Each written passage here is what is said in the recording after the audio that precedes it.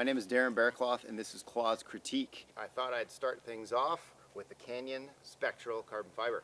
Big fan of this bike. I've been riding it for a year. We're stoked that the boys at the engineering department did their homework and pretty much realized what the people want from an all-mountain bike, which I don't know about for yourself, but for myself, it's my go-to bike that's in my quiver, and it's the bike I grab most of the time when I'm going out and riding the trails. And subsequently, that's the bike I ride the most.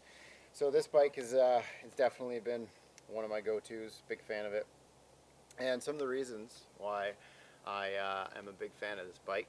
Things that they did right: definitely the progressive spring rate on the rear suspension. Love the 66-degree head angle. I personally I crank it up a bit and I throw a 6-inch fork, so a 160mm fork, and then I run a rear shock, brings it up to 150, so it gives it a little bit more of an aggressive riding stance and feel, just so that you can take this bike and, you know, hammer out anything you want. You do big climbs, gnarly descents, you know, I even do some, you know, dirt jumping and some gnarly free ride lines on this bike. And, you know, a couple other things that they did really well is the anti-squat on this bike. It's great. You know, this thing barely freaking squats in your travel when you're pedaling uphill. Turns it into a very pedal efficient bike when you're climbing, and then at the same time, not a lot of feedback while braking, while descending, doing gnarly drops and lines and whatnot. So it's a good balance of geometry and kinematics that the engineers at the Department of Canyon in Germany, they did their homework.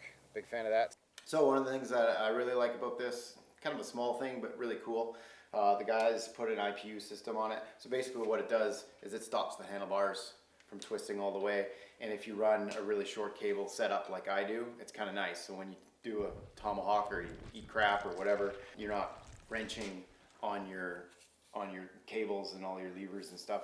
So start off with critiquing this frame. I would say some of the things I don't really like is the non-internal cable routing.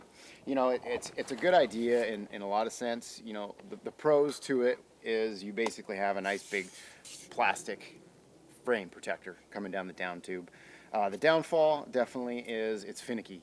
It's really hard to get right.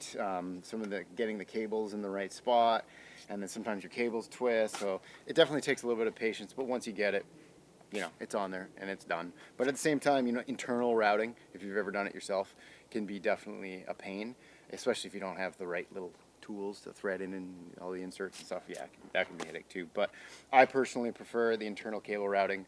It just looks a little cleaner, and you know, if you know what you're doing, you got the right tools, it's a little bit easier to put together. So a little bit nicer fit and finish would have been nice, not having the external cable routing there.